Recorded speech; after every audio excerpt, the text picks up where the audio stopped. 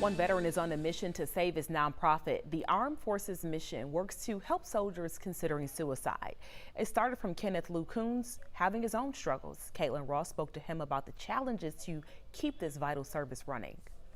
The reason I do what I do is because I've been there. Kenneth Lou Coons says his 19-year-old son saw him struggling when he was still in the service.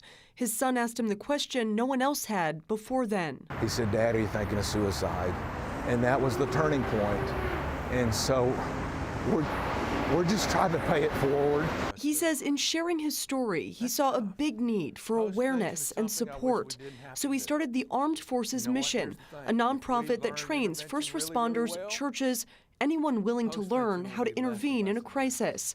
He says the pandemic only increased the demand. And now we're a good 2 years into COVID, and we are seeing an exponentially higher rate of suicide than we've ever seen before. What he hasn't seen, an increase in donations. And he says now his nonprofit is struggling. It's a sense of hopelessness. I say all the time in my classes, this is not a drill. It's not a drill. You're going to take the skills and you're going to use them.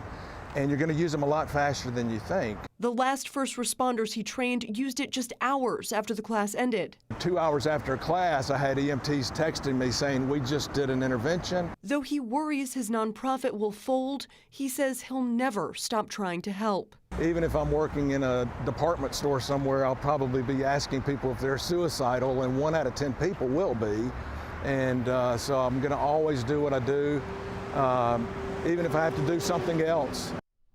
Just so awesome to see people care like that. In the 10 years since he started the Armed Forces Mission, they've trained 23,000 people, and he's personally done 1,700 suicide interventions. If you want to learn more about the Armed Services Mission, we have a link for you on 11alive.com. We'll be right back.